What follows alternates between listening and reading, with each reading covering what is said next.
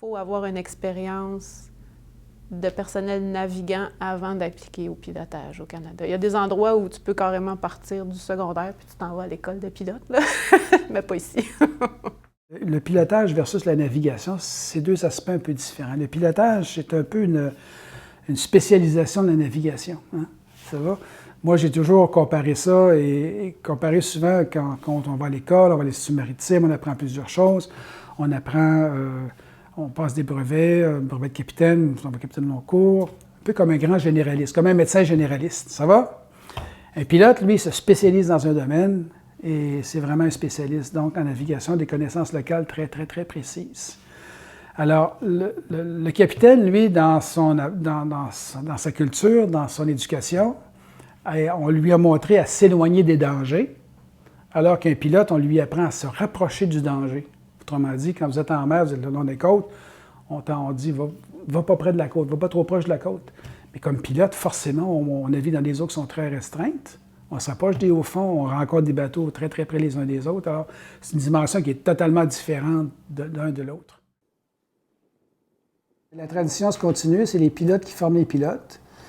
Il n'y a vraiment pas d'autre moyen de le faire. Il n'y a pas vraiment de livre qui existe pour la formation d'un pilote. C'est vraiment, il y a une formation évidemment théorique qu'on a tous acquis à l'Institut maritime, puis de par le travail sur les bateaux.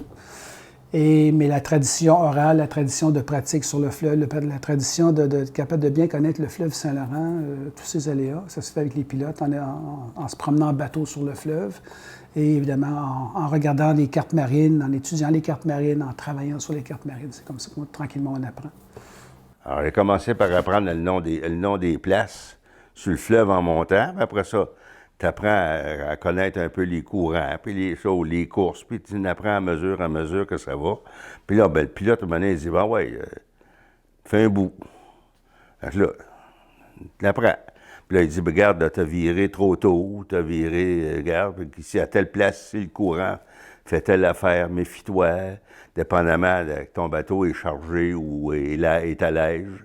Parce qu'un bateau chargé, c'est plus lourd à manœuvrer qu'un bateau à l'ège. Alors, t'as telle place, telle là. Puis c'est sûr, puis sur un bateau chargé, ben, le courant a plus d'effet que sur un bateau qui en a moins dans l'eau, hein.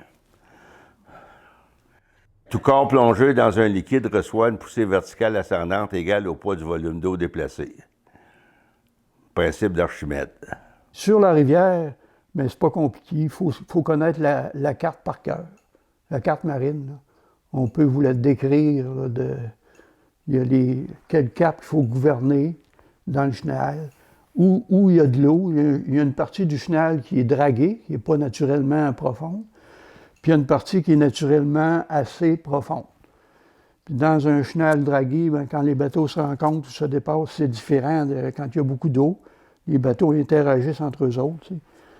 Il faut connaître les endroits où il y a peu d'eau ou pas d'eau, les places où il y a des roches. Il y a certaines places où on sait que là, la roche est là, elle a telle profondeur à marée basse. Ah, le cahier des apprentis, c'est un catalogue. C'est ça d'épais. Il y a beaucoup de mémorisation. De compréhension aussi, mais beaucoup de mémorisation.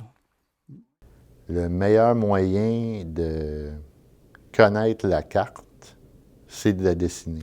Puis au début, les gens nous disent ça, il faut que tu dessines. On se dit, voyons donc. Ben, voyons donc, il faut que je dessine la carte, voyons. C'est impossible, je peux pas. À quoi ça sert de dessiner la carte? Puis c'est dans le processus, c'est quand on le fait qu'on se rend compte vraiment de l'utilité, puis on se rend compte que, non, dans le fond, c'est vrai, il n'y a pas d'autre moyen de s'imbriquer la carte dans la tête que d'effectuer le dessin.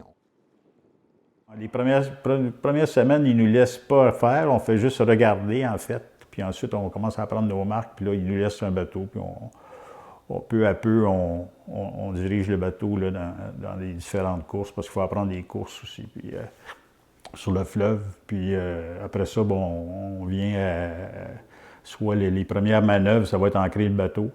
Ensuite, ils nous laissent faire des quais peut-être plus faciles au début, puis ensuite des quais plus difficiles. On nous encourage de faire des voyages avec le plus de pilotes différents possibles. À cette époque-là, je crois qu'on était environ 85 pilotes. On doit faire 250 voyages environ en 2 ans avec des pilotes avant d'être seul à bord des navires. Alors, chacun a un petit peu sa petite culture personnelle, certaines marques visuelles, des connaissances particulières. Il y en a beaucoup qui sont partagées par le groupe. Mais en voyageant avec différents pilotes, on peut apprendre des choses supplémentaires que juste un utilise ou qu'il a développé de son côté à cause de son point de vue ou sa personnalité. Fait que c'est encouragé de voyager avec tous les pilotes, puis c'est intéressant. J'ai essayé de le faire. L'apprentissage est fait quand même assez bien fait parce qu'ils peuvent vérifier des faiblesses. Mais aujourd'hui, ils les font pratiquer sur des simulateurs. À l'époque, ça n'existait pas. Ce qui veut dire que tu arrives encore plus enrichi quand tu arrives comme pilote qu'avant dans le montant. Quand je me préparais pour mes examens de pilote, là, je m'assoyais le soir là, pour parler, juste donner toutes les marques, où j'étais, qu'est-ce que je voyais à une telle place, quand c'était le temps de tourner, qu'est-ce que je voyais. Là, après avoir tourné, où l'avant du bateau était où, puis là, j'allais là jusqu'où, puis etc. Toutes ces choses-là. Dire, bon, ben là, de ce côté à droite, là, dans le chenal, il n'y a pas de problème, c'est dragué à une certaine profondeur, mais chaque bord, à l'extérieur du chenal, est-ce qu'il y a de l'eau, là? Combien d'eau y a-t-il? Est-ce qu'il y a 3 mètres, 5 mètres, 10 mètres? Ouais.